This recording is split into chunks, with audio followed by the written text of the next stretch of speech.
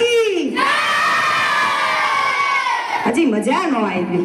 આપણો અવાજ આપણા શહીદ વીરો સુધી પહોંચવો જોઈએ, દિલ્હી સુધી પહોંચવો જોઈએ. ચલો, ભારત માતા કી.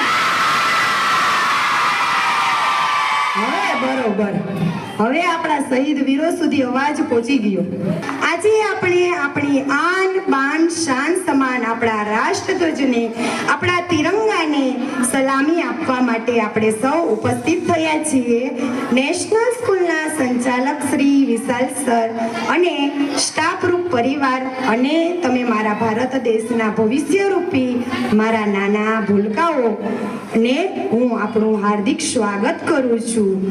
આજ તિરંગા लहराता है, आज तिरंगा लहराता है अपनी पूरी शान से. हमें मिली है आजादी, हमें मिली है आजादी वीर शहीदों के बलिदान से. आजादी के लिए हमारे लंबी चली थी लड़ाई, आजादी के लिए लंबी चली थी लड़ाई. लाखों लोगों ने प्राण से कीमत बड़ी चुकाई थी, लाखों लोगों ने प्राण से बड़ी कीमत चुकाई थी.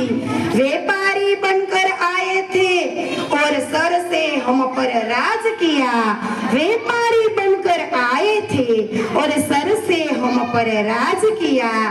आपस में लड़वाने की नीति इनकी थी, आपस में लड़वाने की नीति उनकी थी, लेकिन हमें तो अपना गौरव पाया और अपने ही स्वाभिमान से हमें मिली है आजादी. आ वीर शहीद बलिदान से हमें मिली है आजादी, वीर शहीद बलिदान से. આટલું કહેતા હું તમને કહું છું કે લગભગ 200 વર્ષ સુધી અંગ્રેજોએ આપણા દેશ પર રાજ કર્યું હતું અને એમાં ઘણા શહીદો, ઘણા ક્રાંતિકારો અને મહાપુરુષો છે. એના બલિદાનના કારણે આપણે આઝાદી મળી છે. એ સમયે ભારત દેશની વાત કરું તો આપણો ભારત દેશ જ્ઞાન અને વિજ્ઞાનમાં સૌથી આગળ હતો. આપણો ભારત દેશ જ્ઞાન અને વિજ્ઞાનમાં સૌથી આગળ હતો અને આખી દુનિયામાં ભારત દેશ છે ઈ માલ સામાન અને વેપારનો વહીવટ કરતો હતો. આવું જ જોઈ અને ભારતને કોકે સોને કી ચીડિયા કહી હે, આવું જ કોઈકે સાંભળી અને ભારત દેશને સોને કી ચીડિયા કહી હે. આવી જ્ઞાન અને વિજ્ઞાનને જોઈ અંગ્રેજની બુરી નજર અને લાલચ છે આપણા દેશને ગુલામ બનાવી નાખી. આવી લાલચ અંગ્રેજોએ જોઈ અને આપણા દેશને ગુલામ બનાવી નાખી. આવા ગુલામીને આ દોર છે. 200 વર્ષ સુધી ભારત દેશ ગુલામ રહ્યો અને આપણા રાષ્ટ્રપ્રેમી, આપણા શહીદ વીરો, આપણા જે ક્રાંતિકારો છે, મહાપુરુષો છે, ઘણી બધી અસંખ્ય લોકો છે જેમાં જોડાયા હતા.